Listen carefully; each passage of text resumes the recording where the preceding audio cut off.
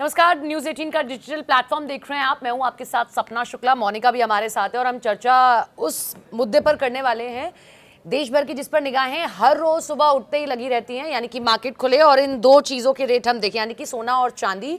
और आज भी मोनिका जब मार्केट खुला है तो जैसे हमने गुरुवार को क्रैश होता हुआ देखा था, कुछ वैसा ही हुआ है। 1 किलो सिल्वर प्राइस ओपनिंग के साथ ही अचानक 27,000 रुपये गिर गया है और सिल्वर के साथ साथ सोना भी 9,000 रुपये से ज़्यादा की गिरावट आई है। मोनिका, आपने बहुत सारे पॉडकास्ट किए एक्सपर्ट के साथ में, क्या लग रहा है कि अभी ये ट्रेंड इसी तरीके से बरकरार रहेगा या थोड़ा सा और वेट करना चाहिए इन्वेस्टमेंट का? देखो, एक साल तक सोने और चांदी ने सबको मालामाल किया, लेकिन 1980 के दशक के बाद ये सबसे ज्यादा तेजी से गिरावट जो है वो सोने और चांदी दोनों की कीमतों में देखी जा रही है। आपको याद होगा गुरुवार का वो दिन था जब ऑल टाइम हाई सोना चला गया था। लोग इतने खुश हो गए, निवेशक इतने खुश हो गए, खरीदार इतने खुश हो गए, और उसके अचानक बाद MCX की तरफ से जो आंकड़े पेश किए गए, जो गिरावट देखी गई है सोने और चांदी की कीमतों में, उसने सबको हैरान कर दिया है। और सोना तो फिर भी बचा लेता है, चांदी जो कर रही है, मतलब लोगों ने जो चांदी पे पैसा लगाया था ना, लेकिन कि ये बढ़ता जा रहा है, हम जाते हैं, वो जो अचानक से वो गिरा है वो ज्यादा लोगों को हर्ट कर रहा है। क्योंकि इसलिए भी हर्ट कर रहा है क्योंकि एक टाइम पे तो ऐसा हो गया था ना कि चांदी तो सोना बन गया था। हाँ, अब सोना पहले सोने सिल्वर इज न्यू गोल्ड। हाँ, सिल्वर इज न्यू गोल्ड ये कहा जा रहा था। और अभी फिलहाल जो मार्केट में जियोपॉलिटिकली जो भी आप देख रहे हैं फ्लक्चुएशंस या अनसर्टेनिटी, क्योंकि हमने देखा है कि डॉलर पहले कितना कमजोर हो रहा था, अचानक से डॉलर इतना ज्यादा मजबूत हो गया, और यही वजह है कहीं ना कहीं ये कहा जा रहा है कि सोने और चांदी की कीमतों में इसका सीधा असर देखने को मिला। वैसे आप सोने में इन्वेस्ट करती हैं सपना? मैं सोने में इन्वेस्ट करती हूँ, बट मैं इस तरीके से मार्केट में इन्वेस्ट नहीं करती हूँ। हाँ। मेरे जो गोल्ड की जितनी जैसे कुछ ब्रांड्स हैं जो आपको ऑर्नामेंट्स देते हैं, हाँ, जो उनके प्लान्स हैं, मैं उसमें इन्वेस्ट करती हूँ। तो उसमें एक, I will not take the name of that brand, but उनका एक वो है, इन्वेस्टमेंट है कि आप उस दिन पेमेंट करेंगे, मंथली पेमेंट है, बट आप अपना 15 दिन का वो समय देते हैं आपको, और अगर आप उस दिन पेमेंट कर रहे हैं और उस दिन का आप रेट देख ले रहे हैं, जैसे आज मैंने जो पेमेंट किया था तो मुझे वो उस हिसाब से प्रॉफिटेबल लगा, और लोगों ने उसमें बहुत सारा कमाया भी है, बहुत सारा उनको ज़्यादा चीज़ें मिली भी। और अभी भी मैं आपको बताऊं, जो मोनिका बात कर रही हैं, ऐसा नहीं है ये अनसर्टेनिटी अभी आप देख रहे हैं, होने वाले समय में भी अनसर्टेनिटी रहेगी। और इसका कारण देखिए मोनिका, सिर्फ ये नहीं है कि जो ग्लोबली चीज़ें चल रही हैं, यूएस में जो अंदर की पॉलिटिक्स है वो भी ये सब चीज़ें चल रही है, जो डॉलर को कंट्रोल करती है वो एक जो संस्था है, और जो ट्रम्प है, वो सारी चीज़ें तालमेल नहीं खा रही हैं। तो अभी भी आप ये जो ऊपर नीचे होते हुए चीज़ें देख रहे हैं वो अभी और फ्लक्चुएट करेंगी। लोगों ने सिल्वर में जितनी तेज़ी से इन्वेस्ट किया था, सबसे बड़ी बात यह है ना कि आप जो मार्जिन प्रॉफिट जो बचाते हैं वो भी लोगों ने बहुत ज्यादा बचाया, शायद इसकी वजह से भी ये सारी चीजें मार्केट में देखने को मिली है। यहाँ पर एक्सपर्ट्स अभी भी कह रहे हैं कि आप ना एकदम से घबराइए मत, क्योंकि पहले ये कहा जा रहा था कि सिल्वर में अगर आप इन्वेस्ट करना चाहते हैं तो लॉन्ग टर्म ही आप इन्वेस्ट कीजिए। अगर आप शॉर्ट टर्म कोई इन्वेस्टमेंट देख रहे हैं तो आपको फायदेमंद नहीं होगी। वो वैसे सोने पर भी है, और ये भी सोने को लेकर या गोल्ड को लेकर लगातार जो एक्सपर्ट्स यही कह रहे थे, यही राय दे रहे थे कि आप ज्वेलरी में इन्वेस्ट मत कीजिए, आप डिजिटल पे इन्वेस्ट कीजिए, वो आपको फायदेमंद रहेगा। और ऐसा हो भी रहा है क्योंकि बहुत सारे ऐसे प्लेटफॉर्म्स हैं जहां पर जो है लोग इन्वेस्ट भी कर रहे हैं। लेकिन और फिजिकल डिमांड में कमी भी आई है, ऐसा नहीं है। और इस बात का जिक्र करना यहाँ पर इसलिए जरूरी है कि हम बार बार ये कह रहे हैं कि डॉलर एकाएक इसलिए भी मजबूत हुआ है क्योंकि यही कहा जा रहा है कि जो ट्रम्प हैं उन्होंने फेडरल रिजर्व के चेयरमैन पद के लिए अब केविन वॉश, जो केविन वॉश है, वो कर रहे थे कि दोनों में टसल रहता है जो, हाँ, वो केविन वॉश को उन्होंने नामित किया है, और उसके बाद से दोनों के बीच में एक टसल भी रहती है। और यही वजह ये कहा जा रहा है कि मार्केट में आज भी देखिए एक्सचेंज खुली है, संडे का दिन है, लेकिन आज और अच्छा खासा गिरा है चांदी, आज फिर से 27,000। देखिए 1 लाख तो वैसे ही गिरावट हो गई थी शुक्रवार को। सोना 20,000 नीचे आ गया था, तभी तो हम कह रहे हैं कि 1980 के दशक के बाद से ये सबसे बड़ी गिरावट। क्योंकि हम जब एक्सपर्ट से बात भी कर रहे थे सपना, तो मैंने पूछा भी था उनसे कि क्या वो जो 1980 वाला एक टाइम था जब एकाएक गोल्ड के जो रेट्स थे वो 20,000 नीचे गिर जाएंगे, आपको लगता है ऐसे? तो उन्होंने कहा कि नहीं, अभी मार्केट में बहुत ज्यादा हाई जो है सोने के प्राइस जाएंगे, और यही कहा जा रहा था कि 2 लाख तक सोना पहुंच जाएगा, और पहुंचा भी 1,70,000 80,000 के आसपास था। उसके बाद गिरावट होगी 1,49,000 के आसपास अब सोने का रेट जो है 10 ग्राम अब देखा जा रहा है। लेकिन बावजूद इसके हमने देखा कि चांदी जो है वो अभी भी सोना इतना नहीं गिरेगा। सोना फिर भी एक बार को मुझे लगता है कि पकड़ लिया, मैं उम्मीद के सारे चल रही हूँ। का सपना है कि गोल्ड नहीं, लेकिन वो मेरे लिए फायदा है यार, बट आई टेल यू, ये तो मेरे लिए ठीक है यार, मैं तो एक इंस्टॉलमेंट दे रही हूँ, वो मेरे लिए फायदा है, गिरना मेरे लिए फायदा है फिर भी। बट सिल्वर के लिए दिक्कत है क्योंकि लोगों ने बड़े पैमाने पर सिल्वर में लगाया, और भारतीय जो आप पुराने लोगों के पास जाएंगे उनके पास में उस तरीके की चीजें हैं, इसीलिए वो इन्वेस्ट भी कर रहे थे। लेकिन अभी भी अनिश्चितता का दौर रहेगा, फिर इसीलिए कहा जा रहा है कि लॉन्ग टर्म में आप एक पहले तो इन्वेस्ट मत करिए, और कोशिश करिए कि जो आप छोटी छोटी इंस्टॉलमेंट्स में इन्वेस्ट कर रहे हैं वो करिए। और आज मार्केट भी गिरा है, अभी बजट डे है बट मार्केट भी गिरा है, ऐसा नहीं है कि सिर्फ सोना चांदी में आप ये गिरावट देख रहे हैं, मार्केट भी गिरावट के साथ जो है ओपन हुआ है। अब देखना है आगे चलकर ये चीजें बजट के अनुसार कैसी चलती है। ये मार्केट तो कल से क्रैश हो रहा है ना सपना, जब से वो सोने और चांदी के दाम गिरे उसके बाद से मार्केट क्रैश ही हो रहा है। इकोनॉमिक सर्वे के बाद भी क्रैश हुआ है, और अभी फिलहाल लोगों को यही उम्मीद है कि शायद अब सरकार जो है आईटीआर में सोने के दामों में या कस्टम ड्यूटी में अगर कुछ बड़ा बदलाव हो गया तो फिर से एक बार कुछ चीजें आम लोगों को मिल सकती है। लेकिन हाँ ये जरूर है, जो इन्वेस्ट करते हैं, जो निवेशक हैं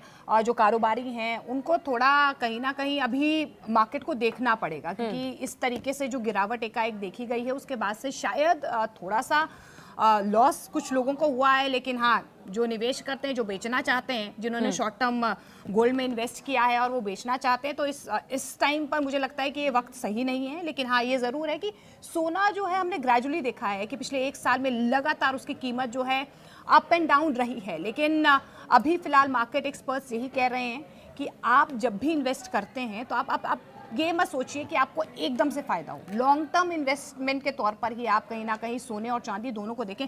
वैसे देखिए, ये तो पहली बार भी हुआ है कि जो ज्वेलरी शॉप्स हैं वो चांदी के भी बाज रखने लग गई। अब चांदी के सिक्के लोग खरीद रहे थे, अभी तक तो ऐसा हो नहीं रहा था कि आप 1 किलो सोना कितना रखेंगे अपने घर पे। तो मैक्सिमम जो लोग थे वो गोल्ड पर ही इन्वेस्ट करते थे, उनको लगता था कि ज्वेलरी खरीदो। या आपके घर पे बात होती है कि मेरे घर पे बात होती है कि बताते हैं भाई पुरानी ये चीज रखी है, हमें तो पता ही नहीं था कि इसकी इतनी कीमत हो जाएगी। आज तक भी आज तक भी वो कीमत रखी गई है। लेकिन हाँ ये एकाएक जो झटका लगा है ना, ये एक्सचेंज में भी जो मार्केट क्रैश हुआ है, उसके बाद डॉलर एकाएक मजबूत हुआ है, उसके बाद सोने लेकिन मुझे ऐसा लगता है कि इसका असर सिर्फ भारत में ही नहीं देखने को मिलेगा, ऑल ओवर जो है ग्लोबली इस वक्त, क्योंकि जो सिल्वर है ना वो सिर्फ आप ऑर्नामेंट्स के तौर पे इंडिया में ज्यादा यूज होती है, बट ऐसा नहीं है कि वो सिर्फ ऑर्नामेंट्स यूज हो रही है, वो इलेक्ट्रॉनिक में यूज होती है, ईवी में यूज होती है, फोन्स में यूज होती है।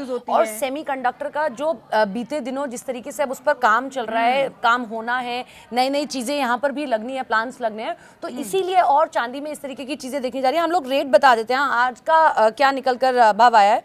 31 जनवरी तक का शो कर रहे हैं अभी सभी, लेकिन आज भी जब मार्केट ओपन हुआ है तो कहा जा रहा है कि गिरावट ही दर्ज हुई है। सोना 24 कैरेट प्रति 10 ग्राम का जो रेट है वो 1,60,580 है, 22 कैरेट प्रति 10 ग्राम 1,47,200, और सोना 18 कैरेट प्रति 10 ग्राम 1,20,000, चांदी प्रति किलो 3,50,000, और इसमें बड़ी गिरावट दर्ज हुई 31 जनवरी तक का है। अभी जो रिवाइज्ड है वो आया नहीं है, लेकिन मार्केट ओपन होते ही जो चीजें सामने निकल कर आई है उसमें यही है कि गिरावट देखने को मिली है। अब देखते हैं कि क्या चीजें सामने निकल कर आती है। सेंसेक्स भी निचले स्तर से 200 अंक तक की रिकवरी पर है, तो अभी बजट का भी इस पर असर पड़ेगा, और जो अभी ग्लोबली और चीजें चल रही हैं। और सबसे बड़ी बात, अगर आपको एक चीज और मैंने देखी है, मैं डिस्कस भी करी थी, जो इन्वेस्टर्स हैं, मेरा खुद भी भाई भी इसमें इन्वेस्ट करता है, चांदी में उसने प्रॉफिट भी कमाया, मैं आपको बताऊं 5,000 का उसने प्रॉफिट कमा लिया।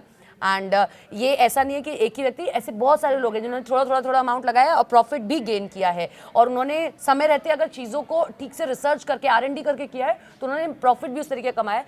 आपको अगर ये चीज़ें करनी है मोनिका, किसी को इन्वेस्ट करना है, तो आप जितनी नज़र भारतीय बाजार पर रख रहे हैं उतनी नज़र यूएस के बाजार पर, और यूएस का जो हम आपको बता रहे हैं कि जो पॉलिटिकल सिनेरियो वहाँ का चल रहा है, जो इस एक संस्था और ट्रम्प के बीच की चीज़ें, इस पर भी नज़र रखिए। अगर आप इसको भी R&D करके चलते हैं तो आप जो सिल्वर की कीमतें हैं, खासतौर पर सोना तो सोना, सिल्वर की कीमतें हैं, उस पर भी नियंत्रण पाकर आप जब इन्वेस्ट करेंगे तो चीज़ें आपके लिए ज़्यादा बेहतर होंगी। मैंने न्यूज़ रूम में भी अभी मोनिका बहुत सारे लोगों से बात की, चांदी पर बहुत सारे लोगों ने जो है इस बार दाव खेला था, और कई लोग घाटे में, मतलब प्रॉफिट वाले कम लोग हैं, घाटे वाले लोग ज़्यादा हैं। बात वही घुमा फिरा के आ जाती है कि अब आप लॉन्ग टर्म इन्वेस्टमेंट के तौर पर अगर आप सोने चांदी को देखेंगे, खासतौर पर चांदी को, क्योंकि एकाएक जब चांदी के जो है रेट्स इतने ज़्यादा बढ़ गए थे, 2 लाख 3 लाख के करीब हाँ। जो है चांदी के रेट्स पहुंच चुके थे। तो उसके बाद यही कहा जा रहा था अगर आप लॉन्ग टर्म इन्वेस्टमेंट के तौर पर देखेंगे तो आपको इसका फायदा होगा। लेकिन हाँ, ये जरूर है जब एकाएक गिरावट यहाँ पर सोने और चांदी दोनों की कीमतों में देखी गई। हालांकि देखिए सोने को तो सबसे बड़ी इन्वेस्टमेंट के तौर पर लोग देखते ही हैं, कुछ लोग तो खुश भी होंगे कि सोना खरीद सकते हैं हम इस वक्त पर।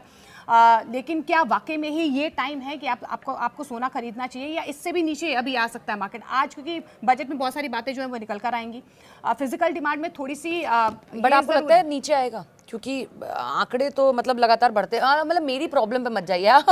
फिजिकल डिमांड थोड़ी जरूर कम होगी मार्केट में, लेकिन मुझे ऐसा लगता नहीं है कि आगे आने वाले वक्त में सोने की जो कीमत है, क्योंकि यही कहा जा रहा था कि जून जुलाई तक तो शायद 3 लाख पार कर जाएगा सोना, और इसी तरीके से ग्रेजुअली जो चांदी है वो भी लगातार आगे बढ़ेगा। लेकिन हाँ, 1 लाख की गिरावट जो चांदी में देखी गई है, क्योंकि पिछले 3 महीनों में हमने देखा है 1,50,000 फिर 70,000, उसके बाद एक हमने देखा कि 1 लाख जो है ऊपर रेस चले गए थे चांदी के। और यही वजह थी कि चांदी जो है मैक्सिमम लोगों के लिए अभी कहीं ना कहीं गेन भी दे रहा था, और बहुत सारे लोगों ने इन्वेस्ट भी किया। किसी ने बाज खरीद लिए, किसी ने सिक्के खरीद लिए।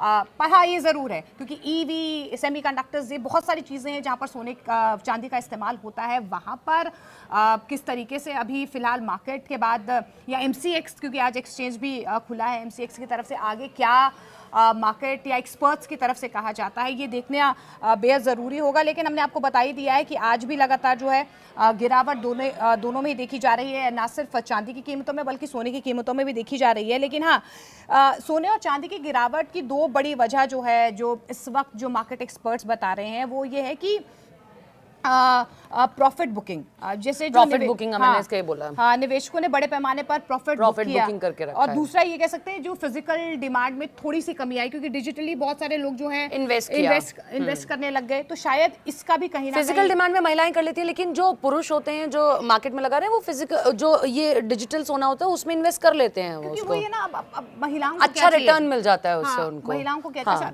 कुछ लोग तो ऐसा भी कर रहे हैं ना कि जो अपने पुराने गहने वो बेचकर वो उसको इस्तेमाल कर रहे हैं। तो यही वजह थी कि मार्केट में अभी बहुत ज्यादा अनसर्टेनिटी है, ग्लोबली भी बहुत ज्यादा अनसर्टेनिटी और है, एक सेफ एसेट है। सबसे बड़ी बात होती है, इसीलिए आप जंग की जो चीजें चल रही हैं, ग्लोबली जो चीजें चल रही हैं, आप उस पर पूरी नजर रखिए तो आप R&D करके चीजों को सही तरीके से सही डायरेक्शन में ले जा सकते हैं। जंग और अनिश्चितता एक बहुत बड़ा कारण है। जब भी ऐसी स्थिति आती है कि ग्लोबली भी या किसी कंट्री के लिए भी